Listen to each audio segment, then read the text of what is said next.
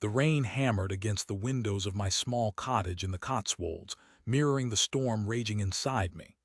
Barnaby, a clockmaker by trade, had always prided myself on my ability to fix things, to restore order to chaos. But this was something I didn't know how to mend. I was 46 and my world had just shattered. It had started subtly, almost imperceptibly. My wife, Imogen, a vibrant landscape architect, had begun working late more frequently. Important projects, she'd say, her eyes flitting away from mine just a fraction too quickly. I brushed it off. Imogen was ambitious, driven. I admired that about her. We'd been married for 20 years, a lifetime, or so I thought. Then came the phone calls. Whispered conversations in the hallway, hushed tones that ceased abruptly when I entered the room. "It's just work," she'd assure me, but the air felt thick with unspoken words. One evening, I decided to surprise Imogen at her office. I'd bring her dinner, maybe a bottle of wine. A spontaneous gesture to rekindle the spark I felt was fading. Her office was located in a modern building on the outskirts of Cirencester. As I approached, I saw her car parked outside. Good, she was still there. I let myself in, the reception area deserted. I walked down the hallway towards her office, the sound of muffled voices growing louder with each step. I stopped outside her door, a knot forming in my stomach. The voices were Imogen's and a man's. Laughter, intimate and low, drifted through the thin walls. I pushed the door open. Imogen was sitting behind her desk, her hand intertwined with a man I vaguely recognized, Jasper, a younger colleague who had joined the firm a few months prior. Their faces were flushed, their eyes wide with surprise. The laughter died in their throats. "Barnaby, what are you doing here?" Imogen stammered, pulling her hand away from Jasper's as if burned. The scene swam before my eyes. The carefully constructed world I had built, brick by brick, crumbled into dust. I couldn't speak. I just stared at them, the betrayal a physical blow to my chest. I brought dinner," I finally managed, holding up the bag containing the takeout. My voice sounded hollow, distant. Imogen's face crumpled. "Barnaby, please, let me explain." I turned and walked out, the bag of food falling from my numb fingers. I didn't want to hear her explanation. There was nothing she could say that would make this better.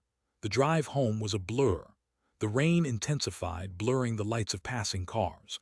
I parked in front of our cottage, the familiar sight offering no comfort. I felt like a stranger in my own life. Inside, the silence was deafening. I poured myself a large glass of whiskey and sat in my armchair, staring into the fire.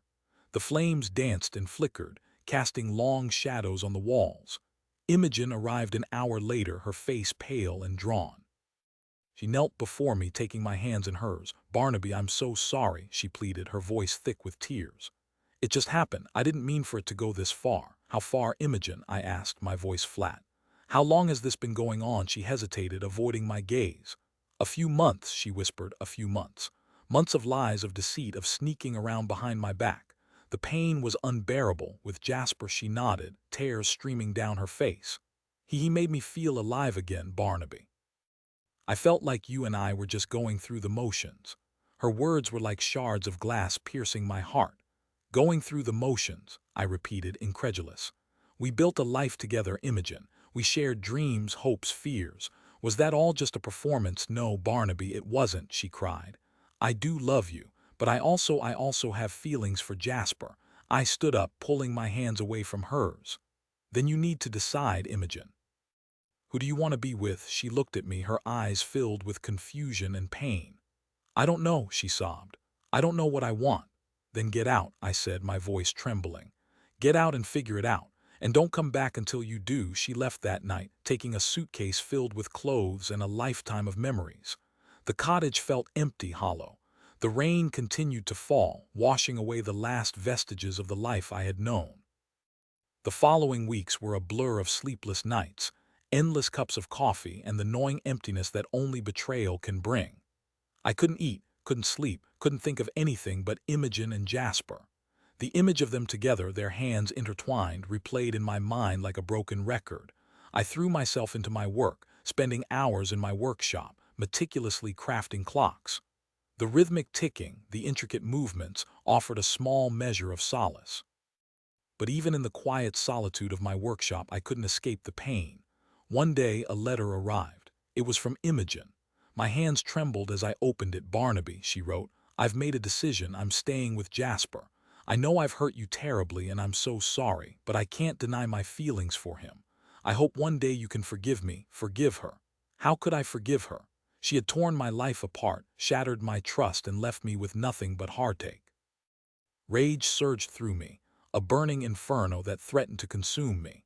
I crumpled the letter in my hand and threw it into the fire. The flames greedily devoured it, turning it to ash. I knew I couldn't stay in the cottage. It was filled with too many memories, too much pain. I needed to escape, to start over. I decided to sell the cottage and move to London. I had always dreamed of opening a small clock shop in the city, a place where I could showcase my creations and share my passion with others. Now it was more than just a dream. It was a lifeline. The move was difficult, but I persevered. I found a small shop in Notting Hill, a charming neighborhood filled with antique shops and art galleries.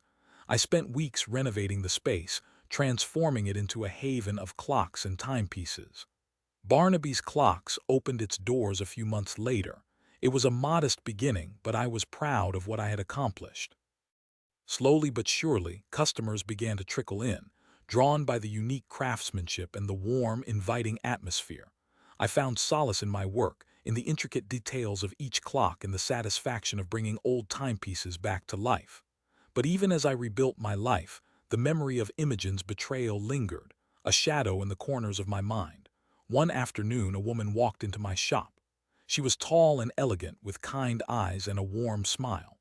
Her name was Seraphina. She was an art historian specializing in antique clocks. We struck up a conversation, talking about our shared passion for timepieces. I found myself drawn to her intelligence, her wit, and her genuine interest in my work.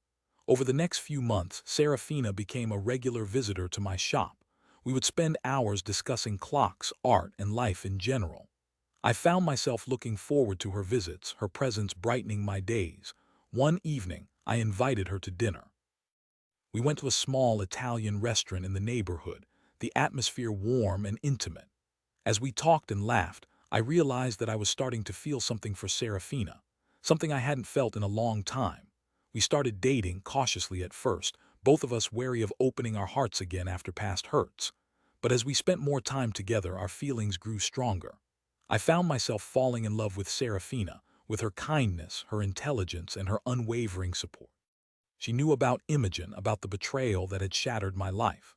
She listened patiently as I poured out my heart, offering words of comfort and understanding. She never judged me, never pressured me, never made me feel like I was damaged goods. With Seraphina, I felt safe, secure, loved. She helped me to heal, to move on from the pain of the past, to embrace the possibility of a future filled with happiness. 1 year after Imogen left, I received another letter. This time, it was from Jasper. "Barnaby," he wrote, "I know you probably hate me and I deserve it. I destroyed your marriage and I'm truly sorry, but I need to tell you something. Imogen left me a few months ago. She said she couldn't live with the guilt anymore. She's been struggling, Barnaby. She's lost her job, her friends, everything. I don't know where she is now, but I'm worried about her." I felt a pang of sympathy for Imogen, despite everything she had done. She had made a terrible mistake and she was paying the price. I decided to try to find her. I hired a private investigator, giving him the few details I had. A week later, he called me. "I found her, Mr. Ainsworth," he said. "She's living in a small apartment in Bristol. She's working as a waitress in a diner." I drove to Bristol the next day. I found the diner and walked inside. Imogen was there, wearing a stained apron, her face pale and tired.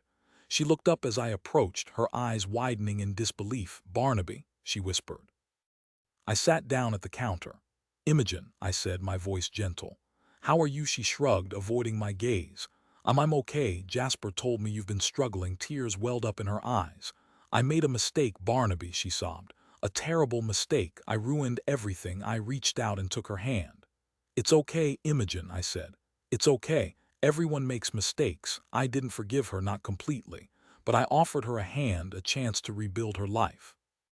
I helped her find a new job, a small apartment, a fresh start. I didn't do it because I still loved her. I did it because it was the right thing to do. Because even after everything, she was still a human being deserving of compassion. I returned to London, to Seraphina, to my life. I never spoke to Imogen again, but I knew she was okay. She was healing, rebuilding, finding her way back to herself. I learned a valuable lesson from that experience. That betrayal can shatter your world, but it doesn't have to define you. That even in the darkest of times, there is always hope for a new beginning.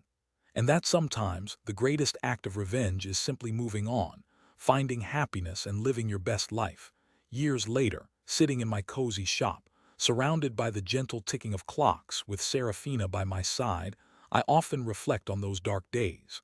The pain is still there, a faint scar on my heart, but it no longer consumes me.